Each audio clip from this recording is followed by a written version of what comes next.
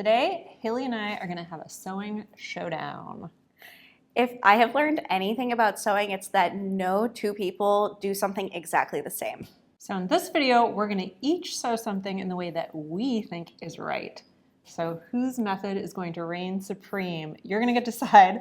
So let us know in the comments which one you like better. In today's showdown, we are going to talk about folding and pressing your own bias tape. Sarai is going to show you a method using a pin and an ironing board, and then I'm going to show you how to do it with a handy dandy bias tape maker. And then we're going to explain the pros and cons of each approach, and then you vote for the winner in the comments. I hereby challenge you, Haley, to a bias tape duel. I accept your challenge.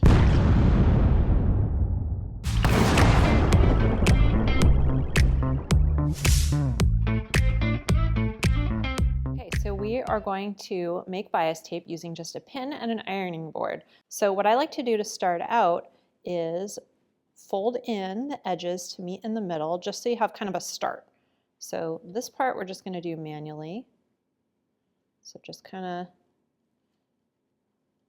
press the first one, press the second side in, and that just gives us a start. Okay, and then I'm going to take a pin. What you're going to do is place the pin through the cover of the ironing board, just like this. Just grab a little bit over the top of your bias tape, your folded bias tape, and then back through the cover of your ironing board. All right, so now all you need to do is start pulling your bias tape through like this and press as you go. You want to make sure to use a glass head pin for this. You don't want to use a pin with a plastic head because the head will melt when it comes into contact with the iron. So you just keep pulling, give it a little press. And this really helps because it keeps your fingers away from the iron. So you're not folding it manually with your fingers, which obviously can be very painful. And you just keep going. Okay, I gotta see the competition here. So how do you cut your bias tape? I use the continuous loop method of creating bias tape. Ooh, I cut mine in strips. I think that might have to be the next showdown. Yes, absolutely. I'll be there. All right, so now I'm going to show you my method for folding and pressing bias tape using a bias tape maker. So bias tape makers come in a variety of different sizes. Sometimes you can even get them in a little multi-pack. This is a 1/2 inch or 12 millimeter size, which will give me 1/2 inch single fold or 1/4 inch double fold. And I'm just going to start by beginning to feed my bias tape through the wider end of the bias tape maker.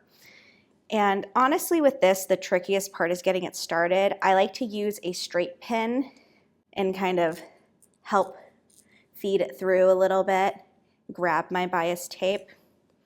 And once it is coming out of the narrower end, you can place your iron right over top. And it's just kind of this nice, smooth, continuous motion of dragging your bias tape maker and following that with your iron.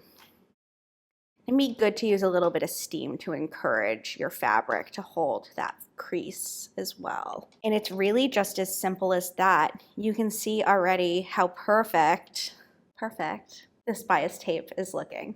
So I think the pros of making bias tape with just a pin, I think it's just the fact that you don't need a special tool. And you don't need to buy the tool in different sizes. You can just use one pin and make any size bias tape that you want with it. So it's just, you don't need as much stuff. So if you're a little bit more of a minimalist, it might be a good choice for you. I think the cons of using a pin are you just have to kind of get it right at the right size. Getting it into the ironing board can be, or the ironing board cover rather, can be just a little bit fiddly. Mm-hmm.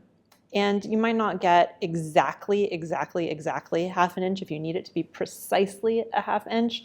That can be a little bit trickier, whereas the tool is made exactly at that size. And I would say that the advantages of using a bias tape maker is just that it offers a little bit more precision when you need it. And the drawback is definitely that if you are making bias tape in a bunch of different widths, then you are going to need multiple bias tape makers. Fortunately enough, they're not wildly expensive or hard to store, but still, more stuff is more stuff. So now it's time for you to vote on your favorite way of making bias tape.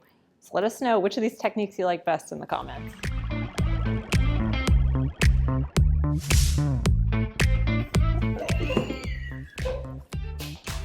It's so hard. I can't be deadpan. I'm like, is she gonna whip her head around him? I hereby